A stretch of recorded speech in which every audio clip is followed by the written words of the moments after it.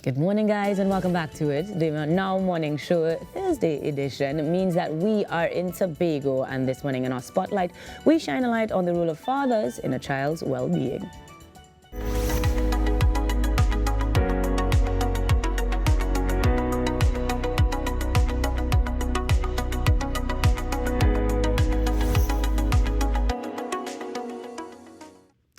Fathers play an influential role, in the child's life, well-being, family, and much more. Joining us this morning is Rhonda Thompson-Benjamin to examine this role. Rhonda is a counselling psychologist, Equilibrium Counselling Services. Good morning, Rhonda, and welcome.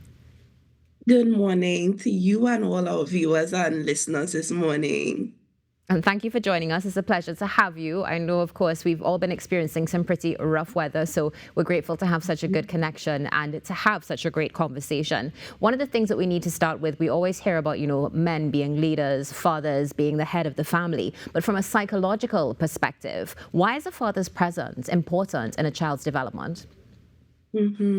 First of all, let me start by saying happy early Father's Day to all men in Trinidad and Tobago. Thank you so much for your contribution to not only your children, but our society at large. But as we talk about a father's presence, particularly when it's consistent and emotionally engaged, it significantly contributes to a child's cognitive, emotional, and social development.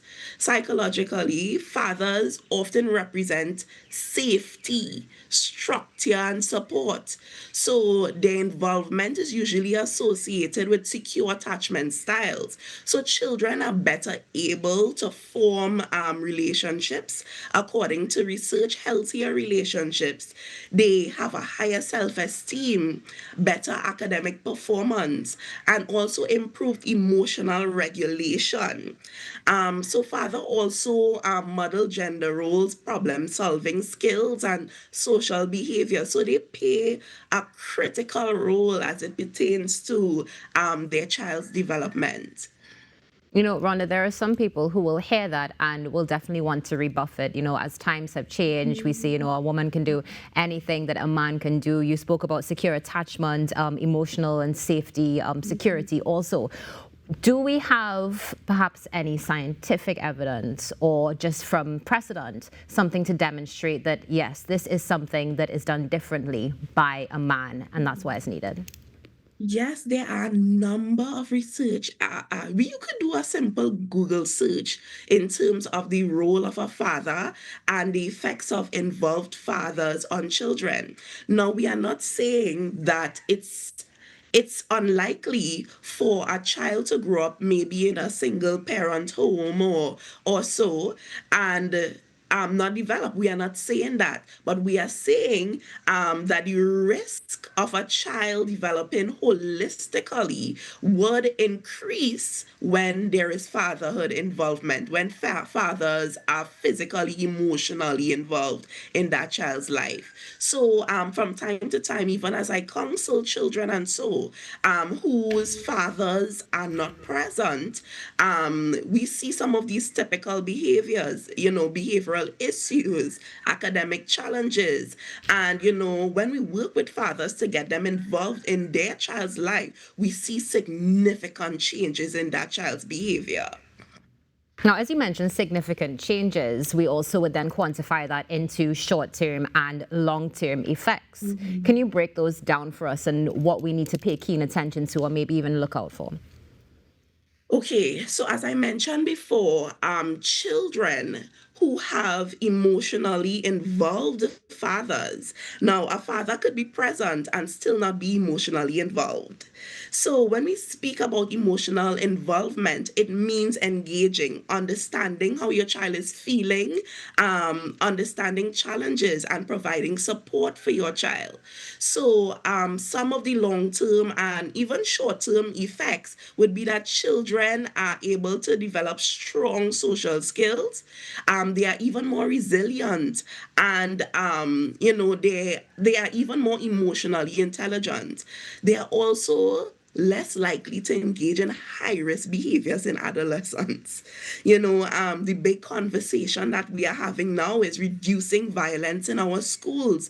And we may have done a number of things to curb violence, but I just want to, challenge persons in authority. So let's see if fatherhood involvement could become our priority. Let's educate, let men understand, and even women understand, that the role of the father is extremely unique. Some of the negative effects, again, as we spoke about, is poor attachment styles. So children are unable to identify and maintain healthy relationships. We are seeing a rise in teen dating violence. And, some of it stems from an uninvolved father. So there are trust issues, and many teens who do not have their father present also have identity struggles. Children may also show a higher rate of anxiety, depression, substance use, and this could really impact former adult relationships for children. So again, there are short-term and long-term effects that could really, really affect children as they navigate life. Now, as you mentioned, that we're getting into the realm of mental health. And of course, as we've been discussing, it is the Mental Health Awareness Month for men as well, globally. And we do know that in some form or fashion, becoming a parent is something that will affect your mental health, including becoming a father. What are some of the main things or main signs, or things that men experience becoming a father that may or may not affect the child? Mm-hmm. So one of the things that we see from time to time is that societal pressure to prioritize work over family. So even when a man is seeking out jobs and they are unsuccessful, get up and get. I don't care where you get any money from. You have to make money. And of course, this can affect the mental health of men. So they can feel extremely pressured. So they may work long hours to ensure that the family is financially stable, which is good. But it can lead to burnout, and the effects on the family might be dire, because they would not be able to engage. They may not be able to support emotionally as much as is necessary. So that's societal pressure to work, and it also may lead to a life of crime, because society tells me that my main role is to provide. And there's nothing wrong with providing, but at what cost? That pressure could really affect their mental health. There is also the issue of limited emotional modeling in their own upbringing. We expect men to do something that they were not taught. These things are learned behaviors. If we see modeling, if I would have grown up seeing my father, or a man would have grown up seeing his father really modeling certain behaviors, they are more likely to do that in their family of procreation. There is also legal and custody barriers post-divorce. So many times we hear that the court favors women. So even though they want to interact with their children, that may be limited. And of course, this creates some stress on men in terms of their mental health, and also on their children, because children long for that connection. And of course, the behavioral challenges, the emotional issues that we would have talked about before, it may affect children. From that statement, there's so much to unpack, because we're not just speaking from a personal perspective when it comes to families, but also a societal perspective as well. We do hear that being echoed, that the system favors women, and it's again something else on the table when it comes to men's rights and awareness, not just in Trinidad and Tobago, but throughout the world. As we speak about society, of course, there are some norms that we see passed down from generation to generation that you would have referenced earlier on in our conversation. But how would you say, from your perspective, from what you've seen in your work, our cultural and societal societal norms shape the way fathers engage with their children and engage with family and society? Yeah. First of all, let me say that there has been a shift in terms of fathers and understanding their emotional involvement. So let me start by saying that. However, there are still some issues that we see culturally. There's still some stigma as it relates to vulnerability and men being soft and being soft parents. And usually they see mothers as nurturers. So it's a bit uncomfortable for men to engage their children emotionally. And that is absolutely necessary. We spoke about it earlier.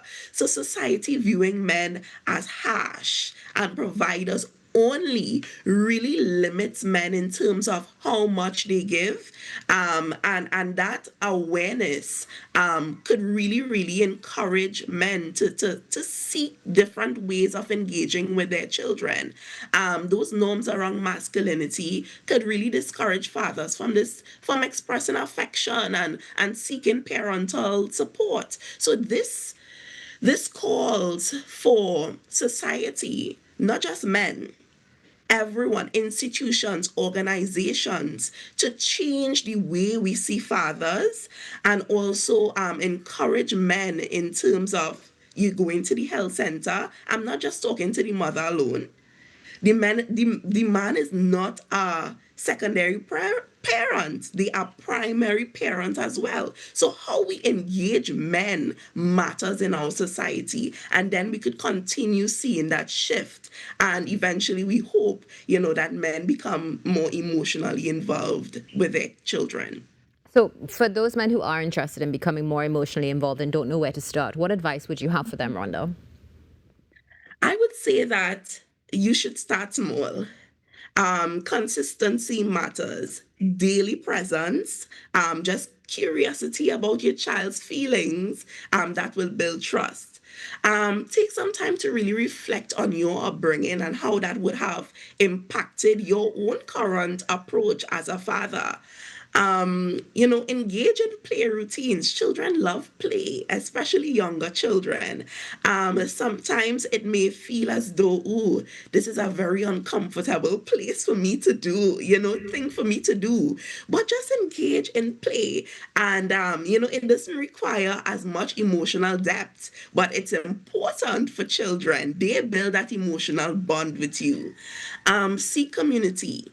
Connect with other dads. There might be some dad in your community, in your religious organization, and you would say that this father is doing a really good job.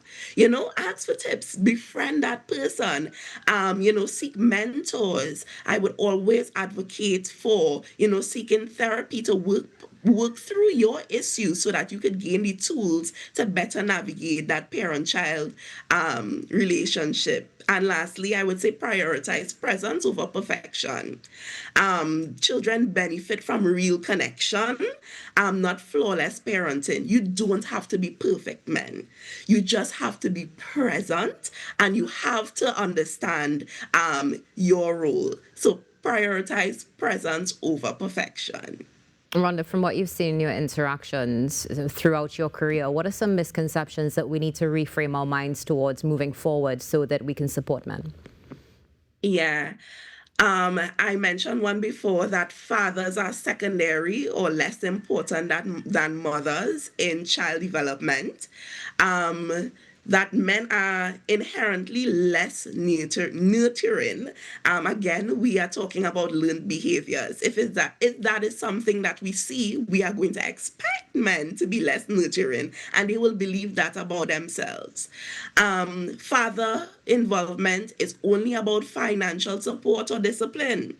It goes beyond that. It goes to that emotional side and that emotional connection. And another misconception is that men don't experience paternal postpartum depression or emotional adjustment in parenting. We have to be aware that there are many changes that men experience in parenting, and we need to give them the support that they need to navigate these challenges. Oh, Rhonda, thank you so much for joining us this morning. It's been a pleasure to have you as always. Have an excellent day. Thank you so much for having me. Bye. Rhonda Thompson-Benjamin here with us this morning, counselling psychologist from Equilibrium Counselling Services. Stay tuned. There's more coming back after this break.